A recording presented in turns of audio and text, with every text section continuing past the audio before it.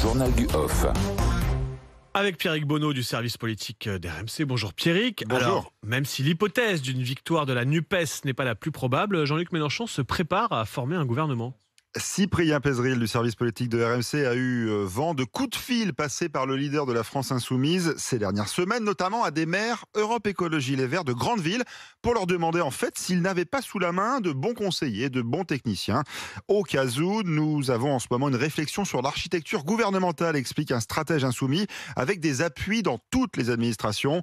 Jean-Luc Mélenchon donc se prépare à gouverner. Ça fait 40 ans qu'il fait de la politique, rappelle un de ses proches, donc on ne sera pas pris au dépourvu. Des recherches RH qui font bien rire un ancien ministre socialiste. Oui, j'ai eu vent que tel ou tel ministère serait proposé à telle ou telle personne, mais il faut redescendre du nuage. Ce ne sera pas nécessaire. Nous aurons 150 à 200 députés, pas la majorité. Bon, il faut dire que la NUPES est en position de force dans plusieurs départements, par exemple l'Essonne. En tête dans 8 circonscriptions sur 10 dans ce département. Dans la 5e circonscription de l'Essonne notamment, la nouvelle Union populaire derrière le mathématicien Cédric Villani a 8 points d'avance sur le candidat Ensemble, Paul Midi, qui ne manque pas de rappeler à ses électeurs, et à tous les électeurs d'ailleurs dans cette fin de campagne, que Cédric Villani vient à la base du parti présidentiel. Cédric Villani, maintenant, il porte le projet de M. Mélenchon. Et donc ça, il faut le clarifier pendant cette campagne pour qu'il n'y ait pas mal donne, que les gens sachent pour qui ils vont voter et pour quel projet.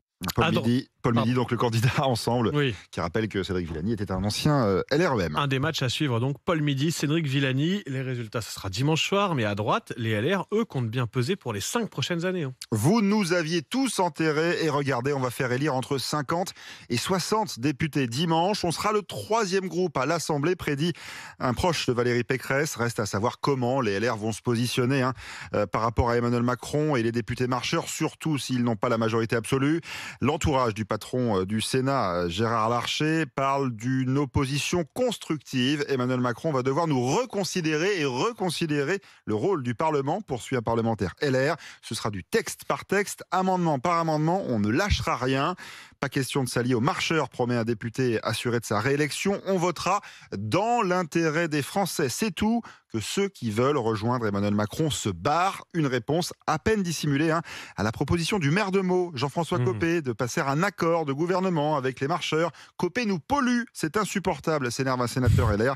Il ne représente personne dans notre famille politique. Ambiance. Et puis, c'est le dernier jour officiel de la campagne. Marine Le Pen va passer cette dernière journée à Hénin-Beaumont. Retour dans sa circonscription du Pas-de-Calais pour l'ancienne candidate à l'élection présidentielle.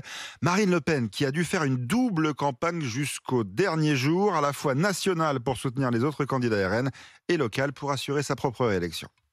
Je vais aussi un peu faire campagne dans ma propre circonscription puisque la participation n'était pas suffisante pour me faire élire au premier tour. Je serai la présidente du groupe et donc la leader de l'opposition nationale au sein de l'Assemblée nationale. Voilà, et Marine Le Pen ne devrait plus quitter le Pas-de-Calais d'ici dimanche où elle votera à Hénin-Beaumont, c'est la tradition. Et puis Emmanuel Macron, lui, est rentré en France cette nuit. Après sa journée marathon en Ukraine hier aux côtés du président du Conseil italien et du chancelier allemand, au chevet du président ukrainien, le président de la République a donné une interview à TF1 avant de partir hier soir et n'allait surtout pas lui demander de commenter la campagne des législatives.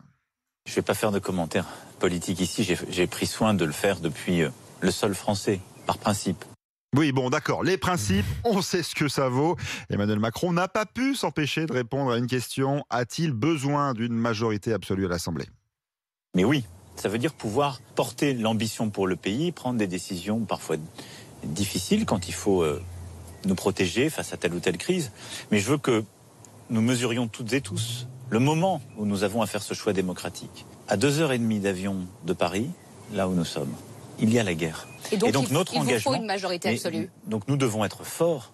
Nous devons être forts pour nous-mêmes et nous devons être forts pour porter nos valeurs et pouvoir prendre des décisions exceptionnelles dans des temps exceptionnels. Voilà, on retiendra une chose, Emmanuel Macron ne commente pas la politique nationale quand il est à l'étranger, sauf peut-être en période électorale.